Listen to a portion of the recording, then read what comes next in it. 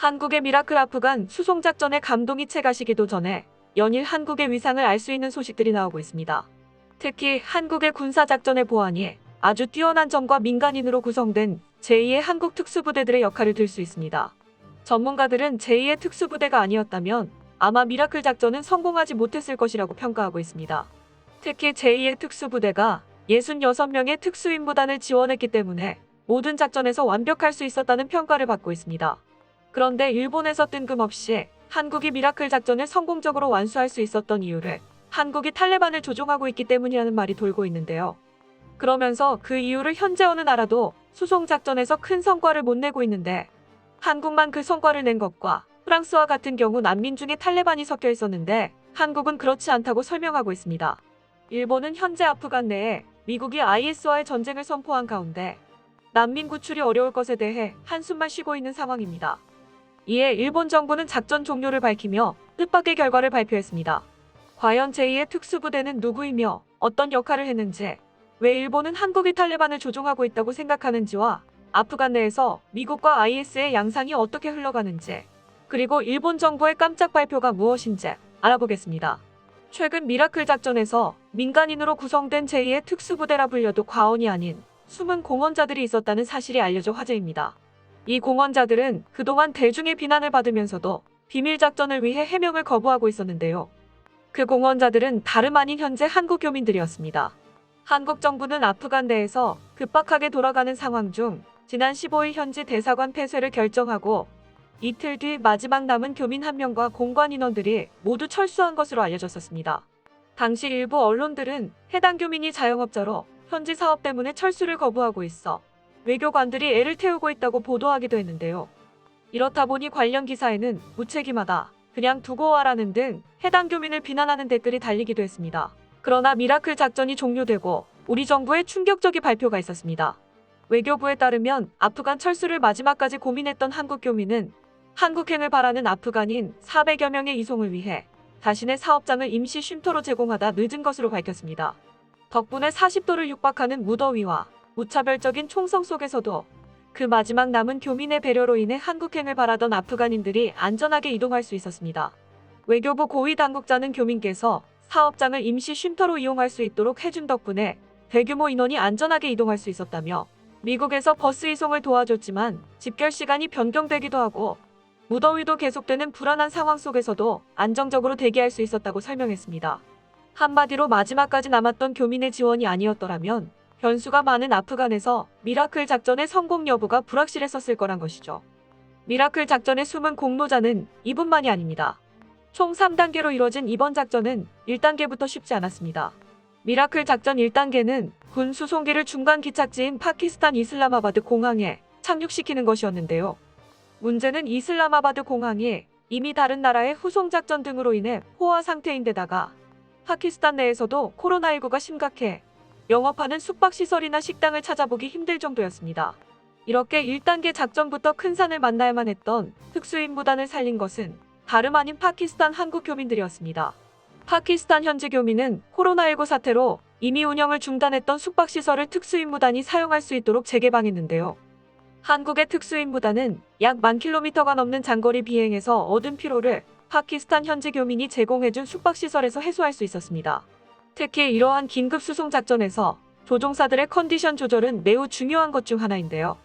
워낙 민감한 항공기를 다루는 것도 있지만 비행 중 난기류라도 만나게 된다거나 비상 상황이 벌어지면 조종사의 빠르고 정확한 대처에 의해 승객들의 안전이 좌우되기 때문입니다. 만약 파키스탄 현지 교민들의 도움이 아니었다면 아마 미라클 작전의 성공 여부도 확실치 않았을 것입니다. 그런데 일본에서는 한국의 미라클 작전의 성공에 또 말도 안 되는 억지를 부리고 있습니다. 일본에서 한국이 이렇게 미라클 작전을 완벽하게 성공시킬 수 있었던 이유를 한국이 탈레반을 조종하고 있기 때문이라고 말하고 있는데요. 이러한 유언비어는 트위터와 댓글 등을 통해 급속도로 퍼지고 있습니다. 탈레반은 중국, 한국과 손잡고 있었습니다. 아마도 한국과 중국이 이번 일에 간섭해 일본인 인질로 잡혀 있다고 생각됩니다. 또한 탈레반은 무기 탄약을 더 원하고 있습니다. 탈레반이 일본인 인질에 대한 요구가 있다면 미국 달러 현금 요구가 있을 것으로 보입니다. 왜냐하면 어둠의 무기 상인은 달러가 아니면 팔지 않기 때문입니다. 대피 희망자가 나타나지 않았고 탈레반은 180도 태도를 바꿔 일본에게 우호가 아니라 적대시하고 있습니다. 이 말은 공항까지 온 일본인들을 억류하고 있다는 뜻입니다.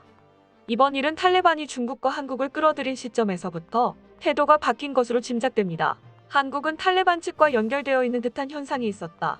한국 관계자들은 무리해서 탈출할 필요가 없었다라고 말하며 한국이 탈레반을 조종하고 있고 그로 인해 일본인들이 억류되어 있다고 말하고 있습니다. 일본이 이렇게 말하는 이유가 있습니다. 일본이 그렇게 좋아하는 유럽권 국가들도 아프간 내에서 줄줄이 작전에 실패하여 빈손으로 귀국한 것에 대해 한국이 이렇게 성공할 리가 없다는 것인데요. 그래서 내세운 논리가 한국은 중국과 친하고 중국은 탈레반을 대대적으로 지원하고 있으니 한국이 탈레반을 뒤에서 조종하고 있다는 논리를 펼치고 있는 것입니다.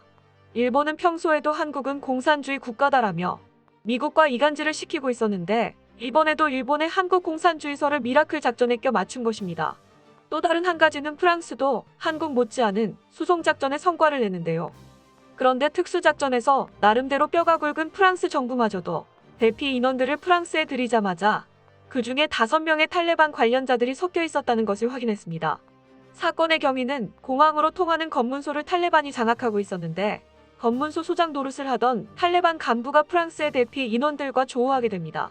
검문소 탈레반 간부는 이미 상부에서 외국인들이 공항으로 탈출하는 것을 막지 말고 보내주라는 명령을 하달받은 상태였는데요. 이 때문에 그 탈레반 간부는 부하들의 교육 수준이 낮아 갑자기 그 프랑스 대피 인원에 해를 가할까 적극적으로 부하들을 만류하고 말도 통하지 않는데 몸짓으로 본인이 직접 프랑스 대피 인원을 공항까지 안내했습니다. 그런데 일본 프랑스 대사관 직원들은 그 탈레반 간부를 목숨을 걸고 도와주는 현지 협력자로 착각하고 이 탈레반 간부만큼은 꼭 프랑스로 데려가겠다고 결심했다는데요. 탈레반 간부는 일을 마치고 공항에서 검문소로 돌아가려는데 프랑스 대사관 직원들이 이 사람 돌아가면 분명 보복 당할 것이라고 생각하고 그 탈레반 간부를 억지로 비행기에 태워버렸습니다. 탈레반 간부는 졸지에 프랑스행 비행기에 타게 됐는데 뭔가 잘못되고 있다는 것을 직감하고 모국어인 파슈투어로 자신이 탈레반이라고 외쳤지만 탈레반 간부가 하는 말을 알아듣는 사람은 없었다는데요. 프랑스 대사관 직원은 탈레반 간부가 그저 기뻐서 소리치는 정도로만 알고 뿌듯해하고 있었습니다. 결국 프랑스 도착 후 파슈투어 통역을 통해 그 탈레반 간부의 정체가 밝혀졌고 프랑스는 스파이로 의심에 구금한 것으로 전해집니다. 이 때문에 프랑스와 탈레반은 급격히 사이가 나빠졌습니다. 탈레반은 프랑스 사람들과 협력자들을 그냥 보내줄 요량으로 나름의 친절을 베풀었는데 프랑스가 탈레반을 납치해 복수의 칼날을 갈고 있다는데요.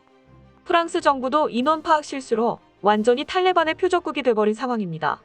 반면 한국도 신원 파악에 제대로 안 된 한 명이 있었습니다.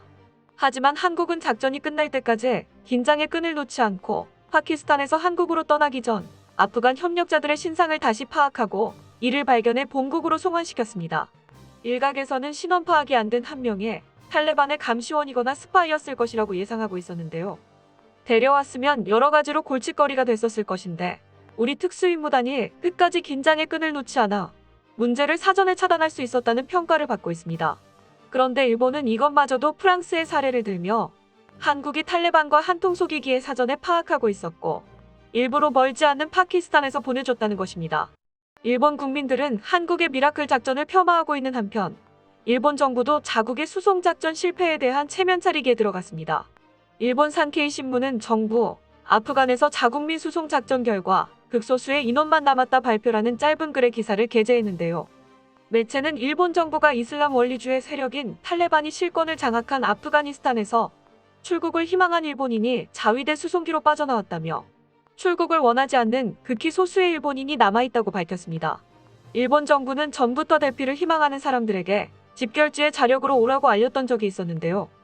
하지만 집결지에는 한 명도 오지 않았고 자위대의 수송기는 텅 빈 채로 카불 공항을 빠져나온 일은 너무나 잘 알려진 사실입니다. 그래서 사람들은 도움이 있어도 공항까지 못 가는데 어떻게 자력으로 가나 하면서 일본 정부를 비난하고 있었습니다. 그러나 일본 정부의 생각은 달랐습니다.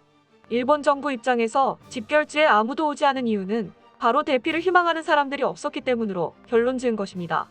이런 발표에 몇몇 일본인들은 희망자는 공항에 꼭 올 것인데 안 오면 희망자가 아니잖아.